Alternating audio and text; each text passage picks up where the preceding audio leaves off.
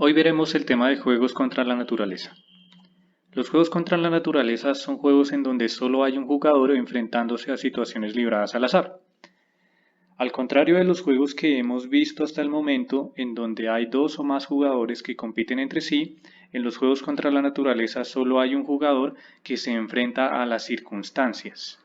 Estas circunstancias se le conoce como la naturaleza en el entendido que son situaciones que no son controladas por nadie. ¿Cómo se encuentra una solución a estos juegos? Existen dos criterios, max-min y max-max, que se utilizan para llegar a una solución a estos juegos. Estos criterios se utilizan dependiendo si el jugador es averso al riesgo o propenso al riesgo. Los jugadores aversos al riesgo evitan en la medida de sus posibilidades el tener que asumir riesgos, mientras que los propensos al riesgo son aquellos jugadores que no evitan el riesgo, sino que están dispuestos a asumirlo. Ahora, ¿en qué consiste el criterio max-min y max-max?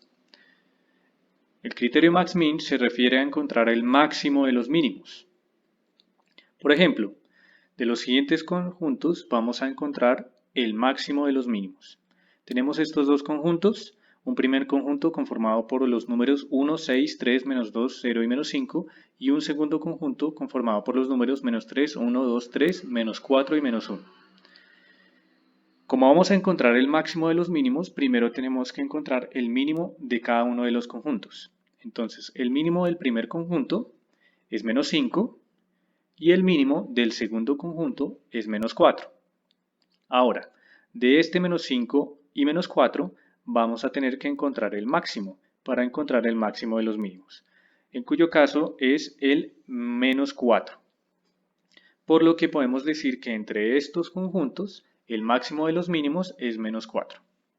De la misma forma vamos a explicar el criterio max-max, que como ya podrán suponer se refiere a encontrar el máximo de los máximos.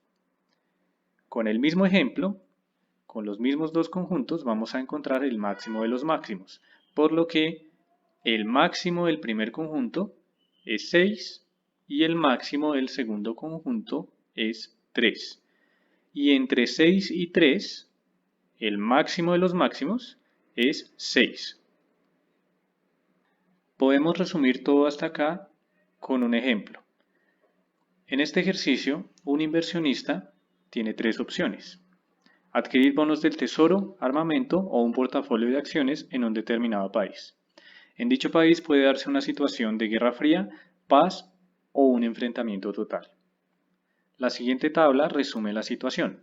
Tenemos a nuestro inversionista, que tiene las opciones de bonos del tesoro, armamento o portafolio de acciones, y se ve enfrentado a la naturaleza, que puede devenir en guerra fría, paz o enfrentamiento. Y estos serían los pagos de nuestro inversionista, dependiendo si invierte en bonos del tesoro, armamento o portafolio de acciones, y si se da guerra fría, paz o enfrentamiento.